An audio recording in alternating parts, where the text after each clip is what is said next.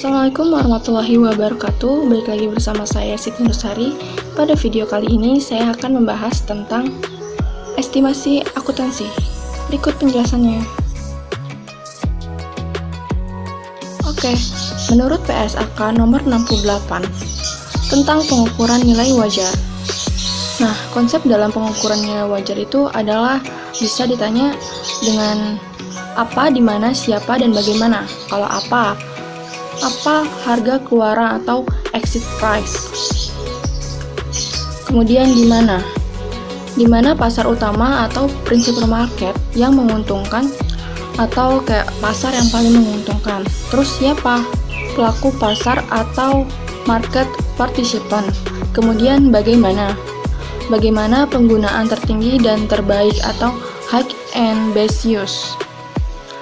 Mengenai harga keluaran atau exit price, harga transaksi atau kayak harga masukan dibagi entry price, sama dengan kayak nilai wajar, yaitu harga keluaran dibagi entry price, kecuali kayak misalkan pertama, transaksi terjadi di pasar yang berbeda, kedua, transaksi untuk unit akun yang berbeda, yang ketiga, penjual dalam kondisi keterpaksaan, dan yang keempat, transaksi di antara pihak yang berelasi.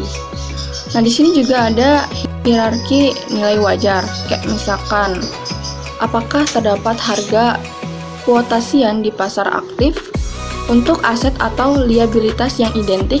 Nah, untuk ianya adalah menggunakan harga kuotasian untuk mengukur nilai wajar. Nah, ini digunakan tanpa penyesuaian, dan apakah dapat diobservasikan? Ternyata tidak.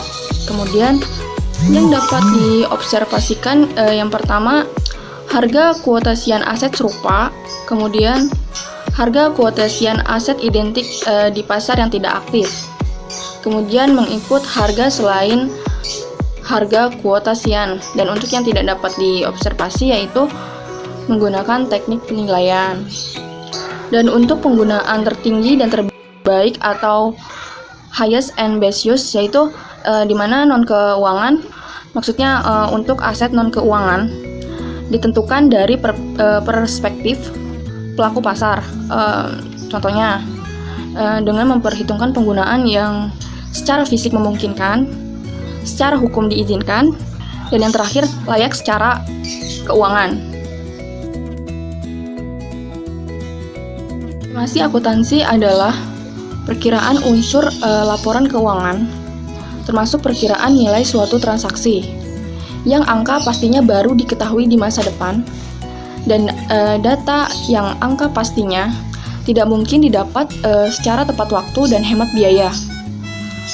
Dalam SA 540 menjelaskan estimasi akuntansi adalah suatu penaksiran atas jumlah suatu moneter ketika metode pengukuran yang tidak tersedia. Maksudnya kayak pengukuran yang akuratnya itu tidak tersedia.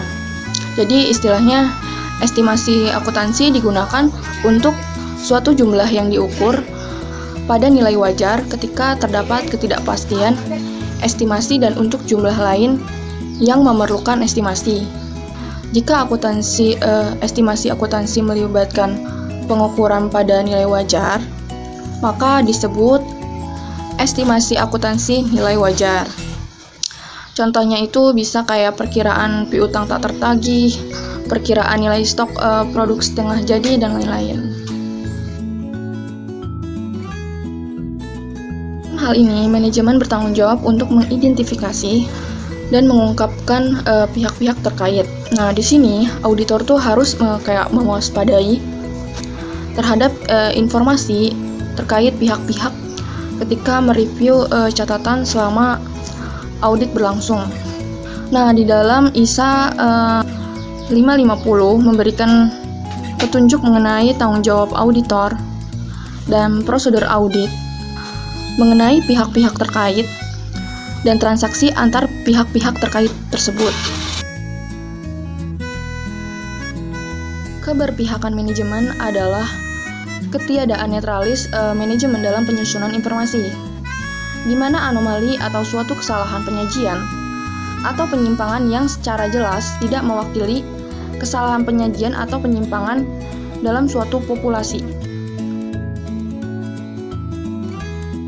Yang harus dipertimbangkan dalam auditor eksternal yang mungkin terjadi pada estimasi akuntansi, yakni dalam menilai resiko salah saji material. Nah, itu kan harus pertimbangkan besarnya estimasi yang berkenaan dengan besaran outcome. Nah, maupun jumlah ekspektasi dan apakah estimasi itu merupakan resiko signifikan atau tidak. Untuk asersi, kita udah ketahui di video-video sebelumnya bahwa asersi manajemen itu kan ada 5 ya. Yang pertama, kejadian, keberadaan, kelengkapan, hak dan kewajiban, serta penyajian dan pengungkapan.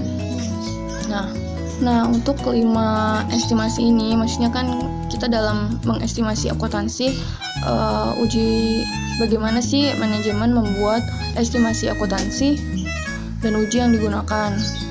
Kemudian uji yang apa sih efektifnya, pengendalian mengenai bagaimana membuat estimasi akuntansi sesuai prosedur substantif yang tepat. Kemudian kita mengembangkan suatu point estimate, ya, suatu kisaran range-nya itu berapa untuk mengevaluasi. Ketika mengaudit estimasi, tujuan para auditor adalah untuk memastikan estimasi akuntansi, termasuk estimasi akuntansi dengan nilai wajar, dan dalam laporan keuangan baik yang diakui atau yang diungkapkan adalah wajar. Kemudian memastikan pengungkapan atau disclosure dalam laporan keuangan itu sudah atau cukup sesuai dengan kerangka pelaporan keuangan yang berlaku. Estimasi akuntansi diberlakukan itu karena ada beberapa item dalam laporan keuangan yang tidak dapat diukur dengan tepat. Estimasi seringkali melibatkan analisis dan data historis serta tahun berjalan dan perakiraan di kemudian hari, atau namanya forecasting. Dan tujuannya forecasting itu untuk menjadi dasar atau dasaran estimasi akuntansi, kemudian menentukan nilai transaksi berjalan atau item laporan keuangan berdasarkan kondisi yang ada dalam tanggal pengukuran. Oke, segitu dulu penjelasan dari saya. Mohon maaf bila ada kesalahan atau kekurangan. Wassalamualaikum warahmatullahi wabarakatuh. See you next video.